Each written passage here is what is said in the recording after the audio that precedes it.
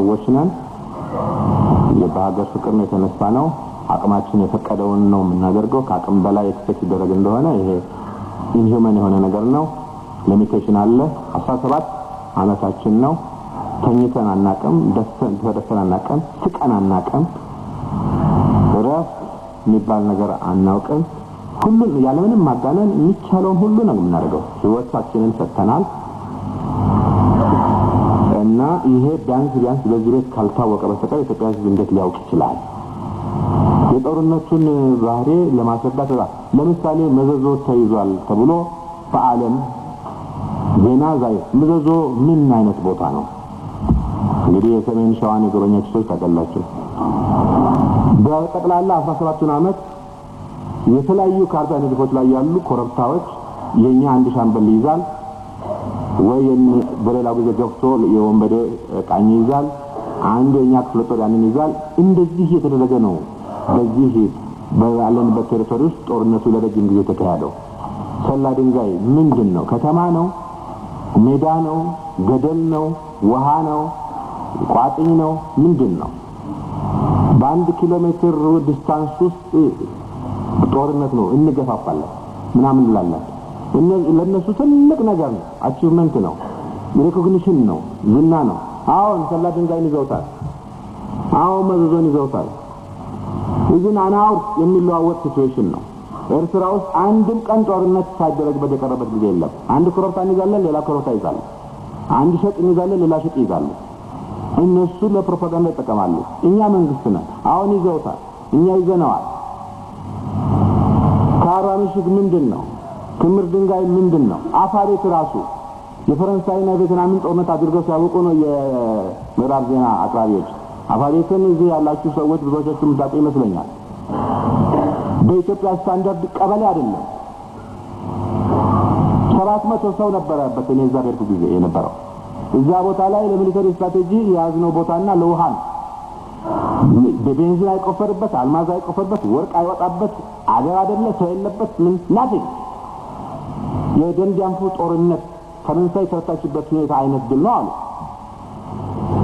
እና ሌላም ነገር ስላለ በጦርነቱ ባህሪ ውስጥ በሰዓትና በደቂቃ በሚለወጡ ነገር ውስጥ ወንበዴ የሚለውን ነገር ሁሉ አብረን ስናበቃ እሱ ይናገራል አልተነገረም ስለዚህ የኢትዮጵያ ሚዲያ ውሸታም ነው እንደዚህ ከተወሰደ ምን አይነት ፕሮፓጋንዳ እንደምንነዛ ሰው እንደውም ይሄ ሆነ ገና ያልሆነውን ነገር ተሰበረ ሲሉ ሞተ እያለ ሲያበቃ ቅድም እንደተናገረ ይቅርታ ይደረግልኝ አዲስ የኢትዮጵያ ባህል ነው በፍጹም ይሆናል ብለን ማንገምተው ነገር ነው ሱሪውን ያወለቃል ደሞ የታዘል ቡታንታው ማውለቁ ነው እነተን ነው ማለት እዚህ የተናገሩ ሰዎች ነገሩን ምናልባት በሚገባ ተረተነዋል ወይ ሁላችን ተገንዝበናል የሚል ስጋት አለብኝ አንዳንድ ጊዜ ይሄ አይደለም ይለው ከመድረኩ የሚታየው አንድ ችግር አለባት ፕሬዝዳንት ከርሶ ይሄ መድረክ ነፃ መድረክ ነው ይሄ ሸንጎ ከፍተኛ የስልጣን አካል ነው ከበላዩ የወከለው ህዝብ ካልሆነ በስተቀር የለውም የበላይ ባለሙሉ ስልጣን ነው በፈለገው ጉዳይ አንስቶ ሊወያይና ሊወስን ይችላል ከሚለው ነገር እየተነሳ የመድረክ ነፃ ነው ይላል ጥሩ በአንድ በኩል ደግሞ የሀገራችን መፍትሄ የገጠመን ችግር መፍትሄን ፈልግ በነፃ መድረክ በነፃ ውይይት በሚባልበት ጊዜ ደግሞ አንዳንድ ሀሳቦች ሲቀርቡ ደግሞ እስቲ ይሄ መሪቱ ምንድነው ጉድለት ካለው ከሆነ ጉድለቱ ታይቶ ውድቅ የሚሆን ከሆነ ውድቅ ይሆናል ከመድረኩ ግን ሊኮነን አይገባም በቀድሚያ ይሄማ ነፃ መድረክ አይደለም እውነት ነፃ አይደለም ማለት ነው እኔ ቅድም ጓድ ሐላሽት ያለው ነው በደግፈው ለምሳሌ የፕሮፌሰር መስፍንን ሐሳብ እንውሰድ በኢትዮጵያዊነቱ ሐሳብ ሰንዝሯል የተሳሳተ ሊሆን ይችላል እቺና ሀገር አደጋ ላይ ሊጥላት ሊሆን የሚጥላት ነው ብሎ ሰው ሊያስብ ይችላል ጥሩ ዴሞክራሲያዊ መድረክ ከሆነ ቅድም እንደተባለው ይሄን ነገር ሲበትንቱን እናውጣውና ደካማነቱንና እንየው የሚል አቲቲዩድ አዝማሚያ ነው እንጂ መውሰድ ያለበት ጓድ ፕሬዝዳንት ሶዛ ተቀምጠው የዚህን ውይይት ነው አቅጣጫውን በዚህ ነው መሄድ ያለበት የሚለውን ከመሩማ ነፃ መሆኑ ይቀራል ማለት ነው። ነፃ መድረግ አለበት እና ይሄ መስተካከል ያለበት ይመስለኛል። እና ወደ ፍሬ ነገሩ ልመለስና ለትጥቅ ትግሉ ሊከፈል የሚገባው መስዋዕትነት ሁሉ የመክፈሉ ጉዳይ እንደተጠበቀው ሆኖ ከጎኑ ይሄ ትግል ፍሬ እንዲያስገቡ እንዲመታ ከተፈለገ ህዝቡ ለዚህ በራሱ ስሜት በግፊት ሊነሳ የሚችልበት ሁኔታ መፈጠር አለበት። አንደኛው ይሄ ኢትዮጵያዊ ነኝ፣ በኢትዮጵያዊነቴ እኮራለሁ፣ ኢትዮጵያዊ ነኝ የሚያሰኘኝ ሁኔታ አለ የሚል ሀሳብ በውስጡ ማደር አለበት ማለት ነው። አገር ስንል ተራራ ብቻ አይደለም። አገር ስንል መስክ፣ ወንዝ፣ ጫካ፣ ደን ብቻ አይደለም። አገር ስንል ስርዓቱም ነው፣ ፍትህም ነው፣ ሌላውም ነው ተብሏል። ተደጋግሞ ተብሏል። በዚህ ሸንጎ ብቻ ሳይሆን እስካሁን ድረስ ባደረግናቸው ሸንጎዎች ሁሉ ተደርጓል። ስለዚህ ኢትዮጵያዊነቴ ተረጋግጦ በማንኛውም መልኩ ከተረጋገጠ ለዚች ሀገር የማይሞትበት ምክንያት የለም ነው የሚለው። ቅድም ጓድ መንግስቱ ኃይለማርያም ዳኛው በሚናገርበት ጊዜ መንግስትና ህዝብ ልብ ለልብ አልተገናኙም የሚል ነገር አለ እና የተሰጠውንም ሪያክሽን አዳምጫለሁ። ነፃ መድረክ ከሆነ በነፃ መነጋገር አለብን ማለት ነው። አለበለዚያ የለም በዚህ አቅጣጫ ነው ይሄ ነው መፍትሄያችንና በዚህ ነው መሄድ አለብን ተብሎ ከተነገረን ደግሞ ቁርጡን እናውቀዋለን። ይህንን ለማመን አስቸግሮናል። እኔ የቅድሙ ጥያቄ ከአሁን የምንነጋገር እውነት እየተደማመጥን ነው ወይ? ህዝብና መንግስት እኔ ደጋግሜ የምለው ነው ጓድ ፕሬዚደንት በየትኛው መድረክ ሆድና ጀርባ ሆኗል።